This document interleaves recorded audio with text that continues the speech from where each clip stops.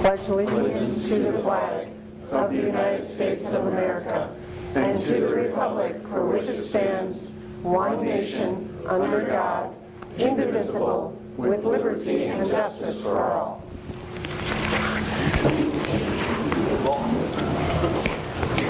Roll call. Chisel. Here. Bell Richard. Here. Carlson. Here. Luce. Here. Bergen. Here. Hadley. Here. Johnson. Here. Approval of the agenda. I motion to approve the agenda. Second. Discussion. Roll call. Bell Richard. Aye. Bergen. Aye. Hadley. Aye. Johnson. Aye. Luce. Aye. Carlson. Aye. Chisel. Aye. Public comment. Introduction of police officers David Burrett and Logan Hopp. Thanks. After a very lengthy process, I'm happy to introduce our two newest officers, David Barrett and Logan Hopp. David comes to us having previously been a police officer in Waukon for about 3 years, and Logan is starting this adventure for the first time and will be attending the academy starting April 30th for about 4 months. So we'll see him briefly and then periodically for the summer. So a lot of new things ahead for them. We're very happy to have them. Happy to have their families who are here with them to watch their swearing in. I'd also like to thank Dave Smutzler, who's in the back, and John Anderson for their coordination and management of the hiring process. It's again, as I said, a very lengthy process. Very important that we take care in that process so that we can hire people like these two guys that will be really, terrific additions to the department. So my thanks to you guys for conducting the process. If you have any questions, I'm sure they'd be happy to answer them. They didn't prepare remarks, although some people told them they should have PowerPoints and remarks ready. So, but I'm sure they'd be happy to answer a few questions if you have any. Otherwise, I'll let Wanda take over. Thanks. Thank you. Welcome. Just a little, brief synopsis of where you're from and other than. Yeah, so I'm from New Hampton. Okay. I grew up there. I have 3 brothers and went to Upper Iowa University, and now I'm here. Looking forward to it. I'm originally from Waukon, born and raised there as well, so, and got a job there a few years ago. And just looking forward to a new move and working in a little bit larger department. Thank you. You're welcome. It's nice having you here. I'll turn it over to Wanda. Okay. Thank you, ma'am. Please repeat. You want to raise your right hand? Okay, repeat after me. I state your name. I, David Barrett, I, Logan Hopp, Do solemnly swear do solemnly swear that I will support the Constitution of the United States that I will support the Constitution of the United States that I will support the Constitution of the United States and the Constitution of the State of Iowa, and the Constitution of the State of Iowa, and the Constitution of the State of Iowa, and that I will faithfully and impartially and that I will faithfully and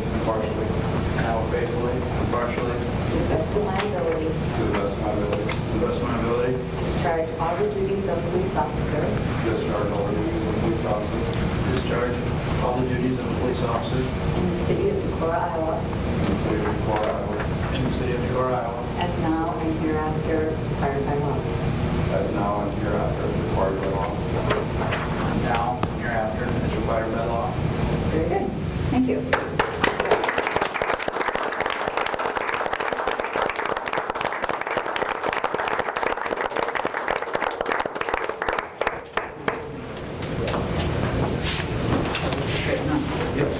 Great. Consent agenda. Let's see if there's any other comments. Oh, sorry. Is there anybody else who wants to come before the city council for something that is not on the agenda? Thank you. Now I'll go to the consent agenda. Consent agenda includes the minutes of the March 19th, 2018 regular council meeting, all the claims, Resolution 2876, setting a public hearing for the proposed fiscal 18 budget amendment, set for May 7th, 2018 at 5:45 p.m. Renewal Class C liquor license, T-Box Sports Bar and Grill with outdoor service area and Sunday sales. Consider a request to close a portion of public parking lot for the Northeast Iowa Montessori School for citywide garage sale on Saturday, April 21, 2018 from 6 a.m. to 6:30 p.m. And special event application for Decorah Fire Department Fun Run on May 12th, 2018 for their street closures. And there's a map in the council packet on that. The street closure would be the Twin Bridges on 5th Street. Okay. Any questions on any of those items? Move the consent agenda. Second. Any discussion? None. Roll call? Luce? Aye. Hadley? Aye. Bergen? Aye. Chisel? Aye. Bell Richard? Aye. Carlson? Johnson? Aye.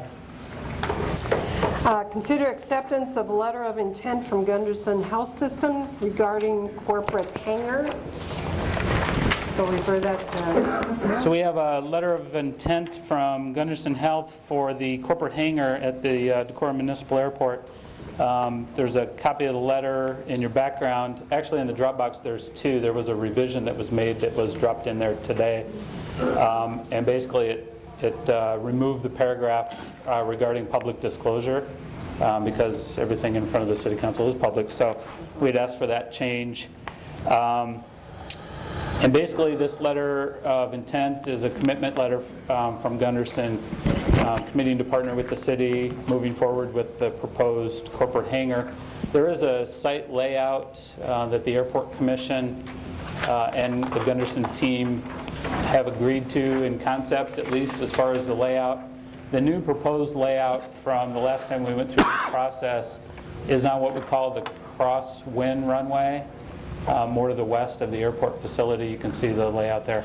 I don't know if you have any questions on that. The letter of intent isn't necessarily germane to the site plan. I just brought that so you could kind of see by reference. But there are representatives of the Airport Commission, Brett Willie's here, and of Gunderson, if you have any questions. Otherwise, this letter we would ask that the council accept as a show of support to move forward with the project. Downing edition or I something. had a question as to why the 20-year, $1 million, 15-year, $750,000.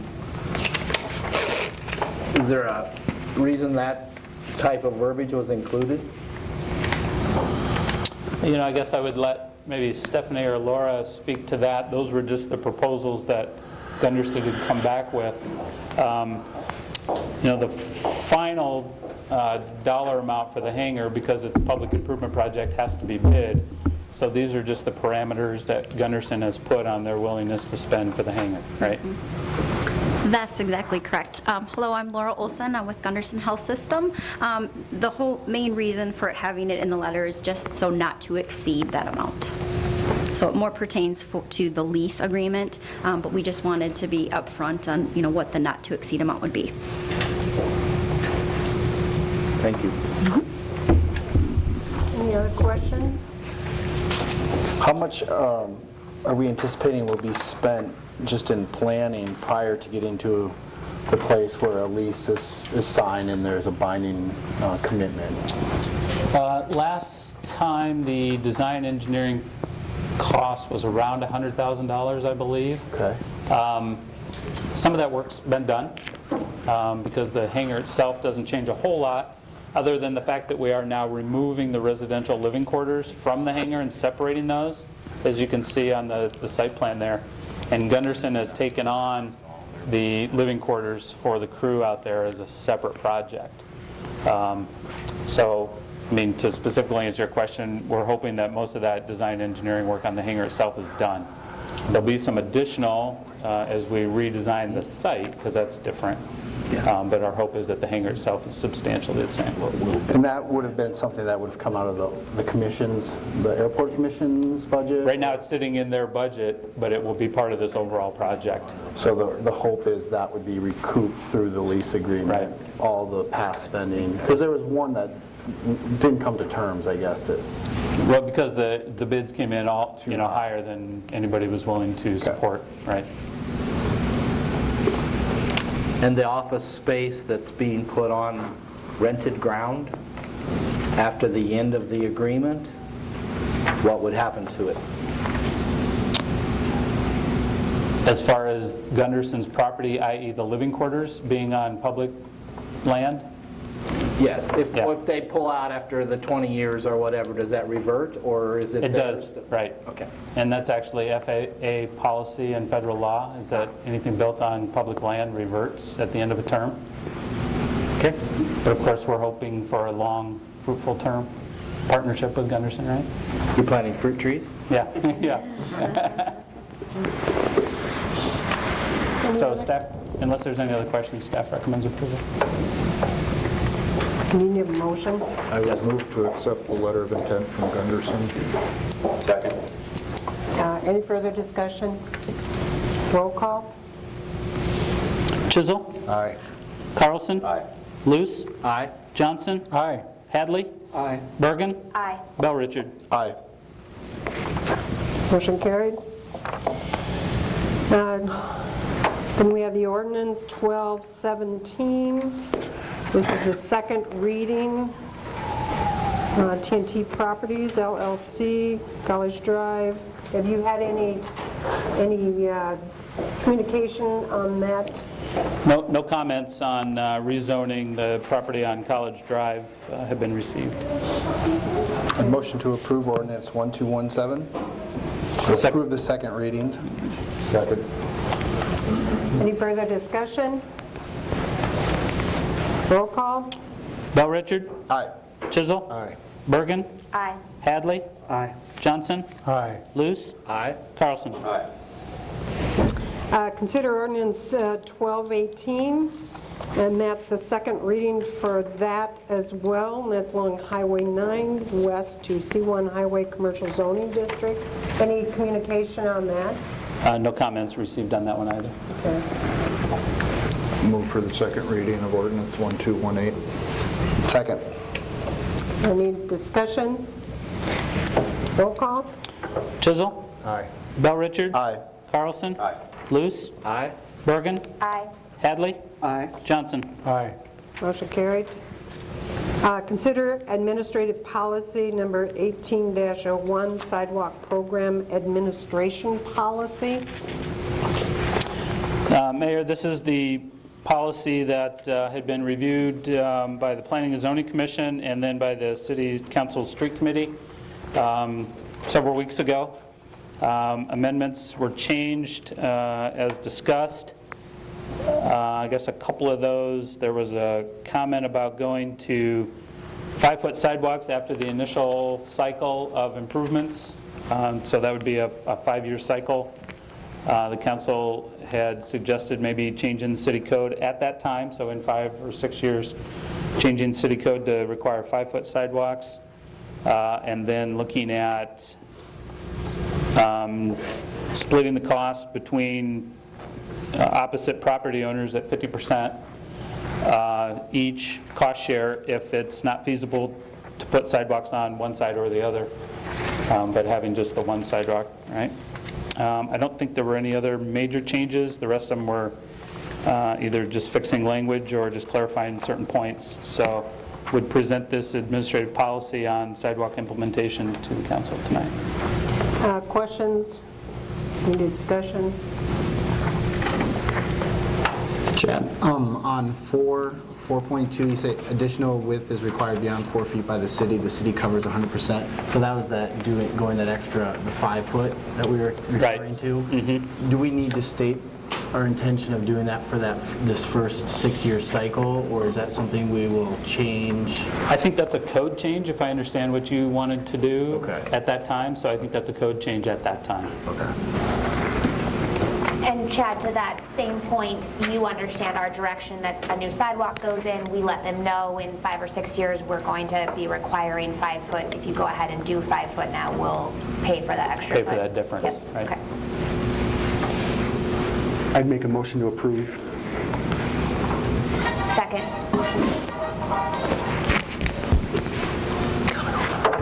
with fanfare. Did somebody second it, or was that just a musical? Second. Okay. It's second by Bergen, right? Further discussion? I want to go check my phone. Roll call? Hadley? Aye. Bergen? Aye. Chisel? Aye. Bell Richard? Aye. Carlson? Aye.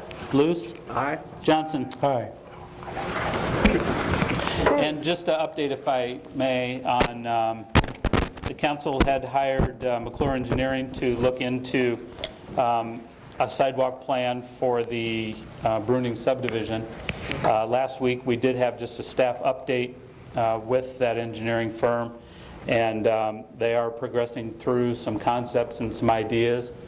We did clarify a few points for them, and so they're going back and kind of fine-tuning that, and hopefully they'll be here in another month or so and be able to present that information to P&Z and the council. I think you updated it at the last council meeting. Had we met with them prior to the last council meeting? Yeah, I think so. I think I met with them last Monday, so that would have been. Okay. So work is progressing on developing a plan for that area. Okay. Consider introduction and first reading of ordinance 1221, approving the adoption of Iowa statewide urban design and specifications, better known as SUDAS. Discussion, or can you give some background on that? So a little bit of background here. This is a set of statewide design and specification guidelines that have been in place for 20 to 30 years, and the city has used them by reference on and off informally, probably for that amount of time. And in conversation, maybe because of the sidewalk program that you just approved, but also looking at streets and with your stormwater utility, there was a desire by the street committee to look at least adopting these formally, so that as new subdivisions come online or other public improvements, we've got a set of guidelines that we can point to and be able to enforce their use. And so right now, as John and I talked through this, we believe this would probably go into Title I of your codes as a general provision. There may be sections of your code that get changed or modified as we start using these more formally. Subdivision, street improvement, sidewalk ordinances might get amended to be more contemporary with this design guideline as they're adopted. But for now, we've been using them, so let's make a formal kind of approach to the design guidelines. Any questions, discussion? Make a motion for approval of ordinance 1221. Second. Discussion on the motion. Roll call? Carlson? Aye. Luce? Aye. Johnson? Aye. Hadley? Aye. Bergen? Aye. Chisel? Aye. Bell Richard? Aye. Very good. City manager and department heads update. I did send around on your desk just an overview of ordinance, resolutions, and motions. There was some conversation from a couple council members just to have a reference point of how ordinances, resolutions, and motions are handled at the council table. So I sent that around just for a reference point. If you have a Iowa League of Cities handbook, it's in there. It's right out of there. See, I knew it. That's the one I didn't want people to hear. The second thing that I would draw your attention to is a press release or some information that I sent out today, but had worked with several council members on last week about a public forum that several of you are interested in holding, either in your ward or here in the council chambers, and so that information is on your desk or available. As I said, it was sent out via email today. If you have any other thoughts on that, or if you are not on that list and you want to join in, either just see me or the council person that's listed there, and I'm sure we'd love to have you at the public forum. We'll discuss the format. Won't be a debate between Alliant Energy or Decorah Power, but it'll be an opportunity for city staff and council persons to kind of explain the conditions and the technical aspects of how the election works, and then answer any questions the public may have. Chad, in addition to sending that out via email, are we able to post that on city website and social media Yes, platforms? absolutely. Thank you. And that hasn't been done yet today, but we'll get to it tomorrow. Does it also go in like public access cable or the It will library? now because you just mentioned it, so Yeah. yes. Okay. But yeah, we'll get a slide on there as well. Okay. Yay. Okay. With that, I would just draw the council's attention to a fair amount of construction activity on Water Street starting this week or next, with Viking State Bank on one end doing some demolition work and reconstruction, and then Decorah Bank and Trust on the other end doing some facade work on a building they acquired recently. So some sidewalk closures and occasional parking closures as the need arises too. So a lot of activity going on. And with that, that's all I have. Department heads.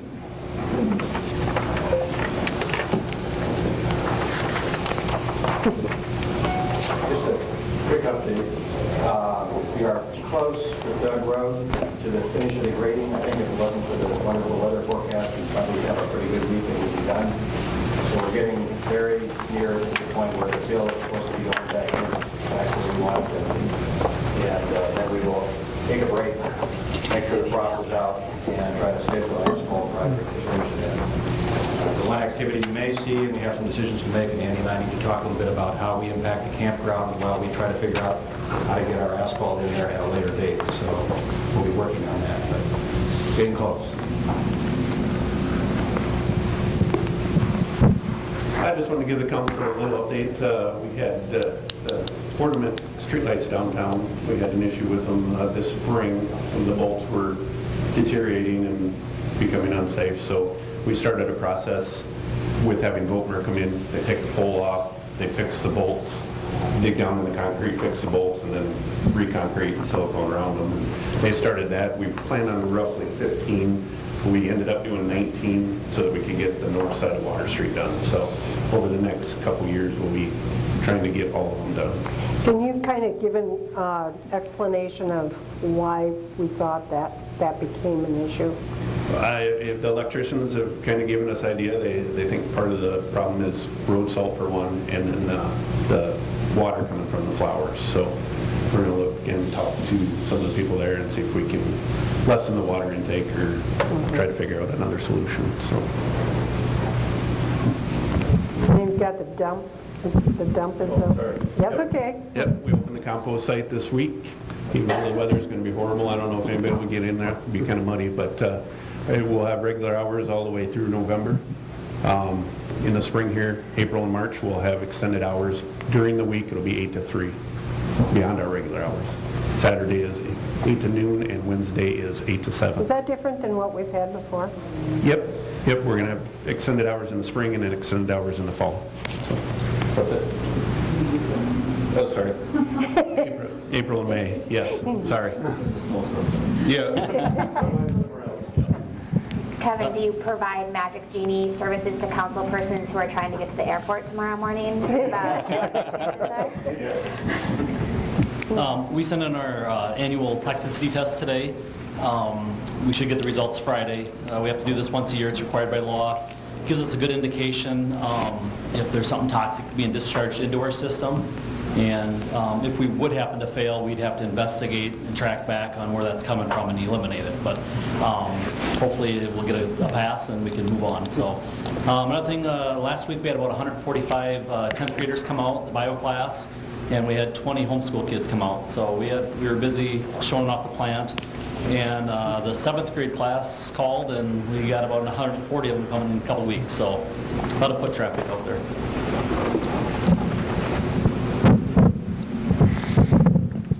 Okay, along with with Chad's comments about the construction on Water Street, Water Street is going to be closed on Wednesday and Thursday. They're doing the demolition on that building next to between Decorah Furniture and Viking State Bank. They're demoing that building right now. So that street will be closed. Water Street will be closed between River and Court on Wednesday and Thursday this week. And also, I believe it was Thursday morning, our staff came into the office over there, and there were 4 steel cow pictures left in the office. One is a panoramic view of like 4 or 5 different animals, and then 3 smaller pictures. And there was a note on them that said, "To the City of Decorah, thank you for all you do to serve the residents. Signed, a supporter." So we have not been able to figure out who our supporter is, but a heartfelt thanks to that person. These are very nice additions to our office, and so we very much appreciate that. Wish we could thank whoever it is, but this is kind of the best we can do. Very nice. Thank you for mentioning that. Not a lot going on in the water department, just an update. We still have 2 residents that are actually running water. The temperatures in those mains are coming into their house is still under 40 degrees.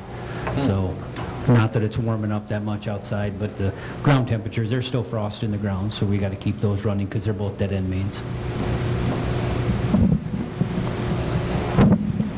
The campground opened this weekend, and we had 2 tenters and 1 camper out there. So we did not have the local craft beer industry. We would have had 0 tenters and 0 campers, but it did get 3 people out to the campground. So. So I'm just wrapping up getting new wireless at the campground. As soon as they get the permanent side done, we'll get the other access points set up out there, and that seems to be working pretty good. So got a few things to get done with that. We got their phone lines ported into our circuit, so they're on the city phone system now as well. And then I'm starting to work with, I've been working with Steve at the county IT on our firewall router needs replacement here. April-May timeframe. So I'll be working with him on the sharing of that potentially. So sounds like those communications are going well.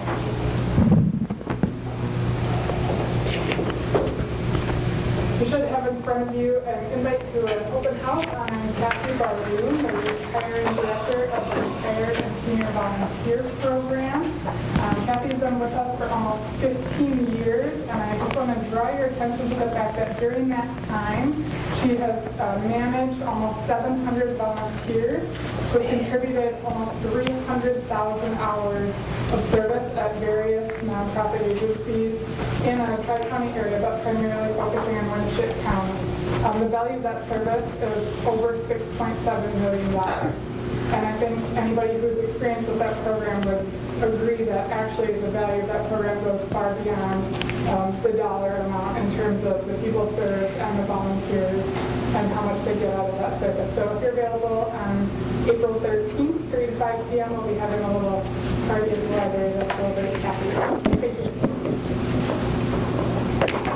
I think just comment on that in the sense that Decorah Public Library has been one of maybe 2 that have been the RSVP program supporter, or I should say initiator. But also Kathy worked with Toys Go Round, and there's only been a couple toy lending libraries in the United States, and ours has been one. She's extremely valuable and really a nice person to work with. Okay, let's see. Randy? Nothing this evening, Mayor. Nothing for me. Utility meeting afterwards. Okay. The first of the aforementioned town hall meetings will be Friday night at the Good Shepherd, this Friday night, the 6th of April, at 6 p.m. Johanna? Folks interested in participating in the community visioning transportation discussions, that was rescheduled due to weather. It'll be this Thursday, April 5th, and there are groups at 4:15, 5:15, and 6:15, and there's still room for interested participants. Thanks for mentioning that. We're hoping it won't snow that day either. And where are those? Not say those words out loud. I think you're right. Are those here? Or I don't think they hit that. I think they're at Upper Explorerland. Yes. I believe. Okay, Yes, thank you. Yes. Councilperson Luz and I met with Lauren Resner, the city intern, And we're reading through the sustainability plan that had been done years ago in conjunction, right around with the comprehensive plan, looking to see about preparing it for adoption because it was accepted but never adopted. But yet we've completed most of it. Well, not we, but the city in some way has. And having her research what we could do moving forward as far as sustainability. Okay, thank you. Anything, Mayor? Okay, so today is the last day of spring break for Luther College, so classes start up tomorrow. So I'm sure people have seen the out-of-state and out-of-county plates crowding into town right now. And then just one quick thing over the municipal utility vote. Just in general, I've noticed, especially on social media, just a lot of the discussions have stooped to a level where people are being personally attacked.